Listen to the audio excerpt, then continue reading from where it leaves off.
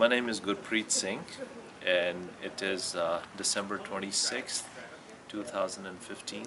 I was a student at that time. About 15 and a half, I had finished up my 12th grade at that time. I think I was in UP, Bilaspur. I cannot recall that, honestly speaking, how and which exact date we came to know about it, um, because it's been so many years. So I think we knew it when the army was going in there. There was a lot of, even before that, there was a lot of regiment, I think, because we could see the trucks moving out from the Kumaon regiment, going out there. So there was something in the air before that something's gonna happen, but we were not sure about it. But I think it's as soon as it happened, very next few days we came to know about it.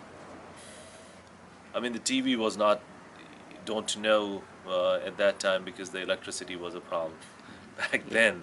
So even though there was a television, but I don't think anything was being broadcast or anything. It's through word of mouth, or I don't remember whether there was a radio or not. So it was that the army had kind of gone to the Golden Temple or Harmandir Sahib, and they've been attacking, and they're trying to. Basic thing at that time was that they were asking people. That's what were asking Sanji to come out. I mean, if I look at it today, I have a different perspective. Um, at that time, when we were hearing things, being not living in Punjab, the stories seem to be a little bit different. And at that time, I don't think the total truth came out. Everything was being pictured as if Sanchi was wrong or the Sikhs were wrong, or even if we said anything about it, then thinking that was wrong. And at times you felt that we were at fault. But now, when more of the things, books are out there, the people who were involved, they wrote about it, and more information is available, then it seems, there's a lot of things which I thought were true at that time were not really true. It's all political.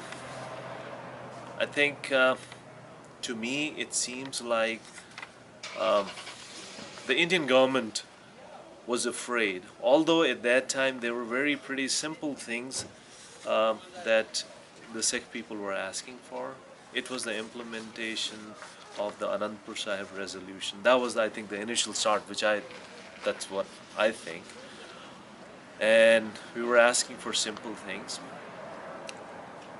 But it was more of political reason rather than, there was anything, for it. It was not Babaji, Sant Pindrawala to come out, or it was not, but it was all together, the Indian government didn't want to follow through the Anandpur Sahib resolution and what all they had promised before 1947 to the Sikhs. They didn't want to give it to us. The local population of Sikhs, I mean, again, in the local reaction was that's not good. Whatever has happened is not good, and it's going to lead to more problems. At that time, because we were facing a lot of, not being in Punjab, we were already being faced with a lot of problems there, being harassed by the police before that. So when the attack happened, so we knew that, hey, it's going to be much worse now. At that time in Delhi, I was preparing for my medical boards, to the entrance tests, and I had rented up a room, and I was living there, but my Masi ji was living close by, so I used to go and have my meals there.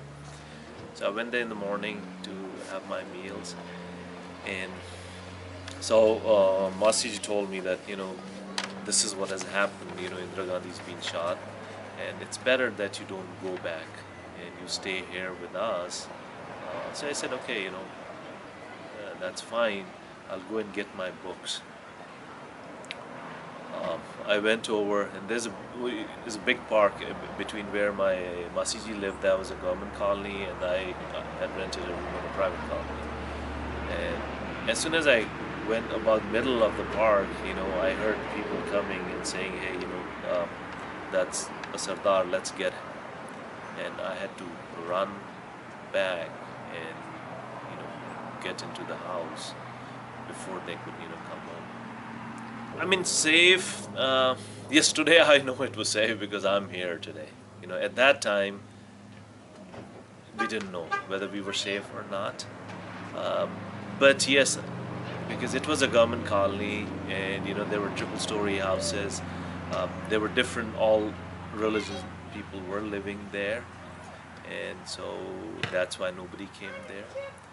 And of course, people do say, Hindus are bad or these are bad. I don't think so.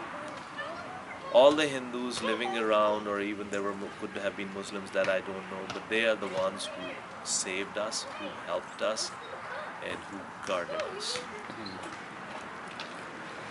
Target of the violence, yes, I had family members whose trucks were burned out at the Delhi border or in Patna, and I have friends whose parents were burned down, whose whole family.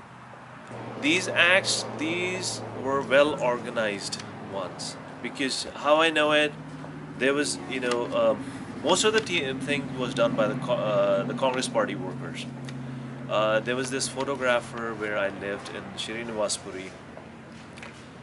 He was a photographer, and whichever mob he led, the people he led, we did not know. We could see from outside, or other people told us he was there in the front, but the others were not from the same colony. They were from somewhere else, and they were carrying all these chemicals because they attacked the Gurdwara Sahib at the Sirinivaspuri.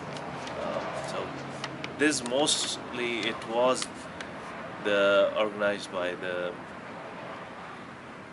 Congress Party workers, or there could be other, because there are some people out there who don't have a motive, who don't have anything. They're just out there for looting. They find a reason, they'll go and loot. Out of this, police didn't play any role. Police was just sitting at home, doing nothing.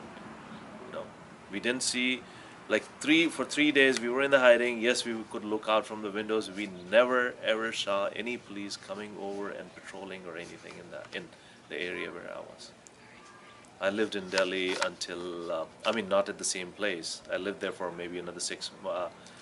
I came back to my parents after that because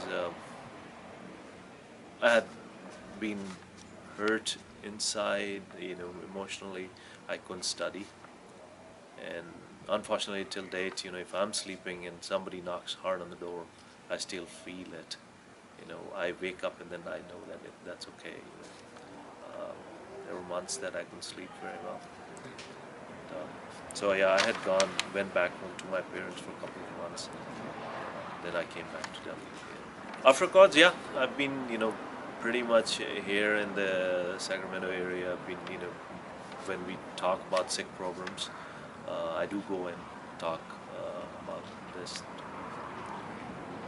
It made me much more stronger in my faith that I follow, because I was given choice by my parents, my father, that if I don't feel comfortable, if I feel that living in the Sikh Swarup is going to be a problem, then I could give it away. But I said that if I could survive this, and nothing's gonna get me away from my belief, and made me much more stronger in believing the truth, the honesty. And I think I've come out much more stronger. These are all political gains. Now we find out, that even at that time we didn't know. Even Britain was involved in all these things. These are all. There are some political motives. Whatever happens, as a whole, the human race, nobody wants to fight with each other. Nobody has a grudge. Everybody does their own thing. They want to for common people, the main thing is to get food, water, and food, shelter, and clothing. They're not involved. It's all politics. That's what it is. It's politics. It's the pull. Whoever has powers in politics, whatever that's how India is. Basically, they won't be touched. You know, if I did something, I was cautioned. I was, being a 16-year-old, 17-year-old, studying in a college, just doing my own stuff. If I walked in the middle of the night, after watching a movie, I get questioned. I get pulled over. Anything happened at that time in the city, police comes and gets you. Because I didn't have political, approach. I didn't have that. So whoever has got, that's the main reason that nothing has been done. Um, Whichever party comes, they want the votes. Whether BJP is gonna be in power, whether Congress is gonna be in power, they have the vote bank as if they don't support them, the next time they're not gonna get the support. That's how it is. My message for the youngsters is that believe in Sikhi, believe in the Sikh philosophy, believe in the teachings of all the gurus. The basic thing, from Guru Nanak Dev Ji is honest labor, honesty, share, and the message of love. And yes, of course, stand up for injustice.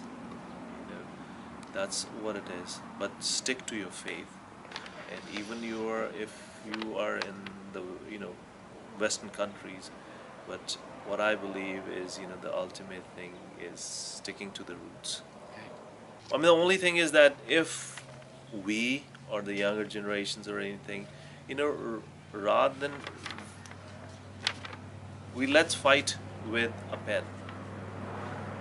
Let's fight, forget about raising guns or anything. Yes, we can do that. Got no problems with that. But in today's world, we don't achieve anything with that. We need to get things done. We need to raise awareness amongst let's fight this thing with politics. I'm not a good politician or anything, but there are people. But let's fight it with politics. Let's get things moved from here. Let's do something. Whatever there are some things which everybody is doing right now to put pressure on the Indian government. And forget it. That don't.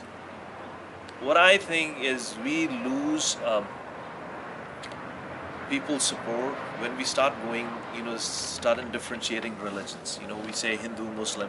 No, we're not fighting against Hindus. We are not fighting against Muslims. We are fighting against the system. We are fighting against the government. So let's keep it there. Whether whoever the government is, that's the government. That's what I would like to say. That way we have more support. I had more support from Hindus when whatever happened to me, even with the police or anything. It was Hindus. They were by my side. I was the only Sikh in my class.